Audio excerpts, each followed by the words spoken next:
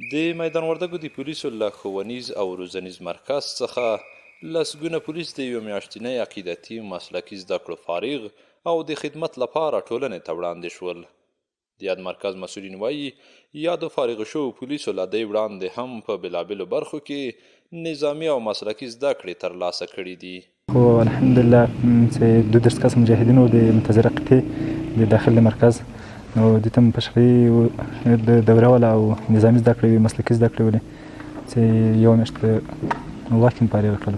ان شاء الله دوی به زیات مثبت رول لري ځکه دوی عملاً هم ترسره کړل، نظري زده کړې وکړې، د وروسته عملي زده کړې هم ترسره کړې. ان شاء الله دوی به په آینده کې ښه رول ولوبوي. مشکلات چې مخکې هغه ان شاء الله ډېر حده حل شوي دي. مخکې چې و د مرکز کې برق نه و، پخوا مخکې بس برق وسایل برابر دي، د اوبو مشکل حل ده، د بارکونو مشکل حل ده، د ټولو تجهیزاتو د محصلینو لپاره مشکلات حل شوي دي. ان شاء الله هیڅ مشکل به د دوی په درسونو کې نه وي، استادان برابر دي. پولیسو د خپل فراغت په مراسمو کې نظامي نندارې ترسره کړې او وروسته یې د بشپړ امنیت ډاډ ورکړ.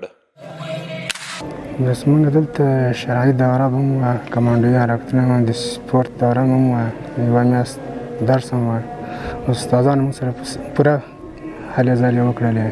انشاءالله تعالی موږ به پوره خدمت وطن ته، اسلام ته، اسلامي نظام ته موږ پوره خدمت کوو. دا زده کړې خو موږ ته ډېرې مهمې وې.